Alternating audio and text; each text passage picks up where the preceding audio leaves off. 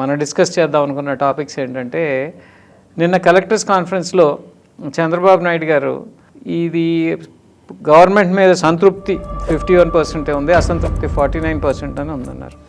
2 yearsలో అంటే అవతల పార్టీకి 11 seats ఇచ్చినటువంటి ప్రజానీకం 49% అసంతృప్తి అనే రేంజ్కి ఎందుకు వచ్చిందంటే మీ అవగాహన? ఫస్ట్ పాయింట్ 51, 49 అనే లెక్కలన్నీ కూడా కాకి లెక్కలే. చంద్రబాబు నాయుడు గారికి మొదటి నుంచి ఒక బలహీనత ఉంది. తనను బాగా ఉన్నామని పొగిడే ఆఫీసర్సు నీ దగ్గర పెట్టుకుంటాడు ఆయన.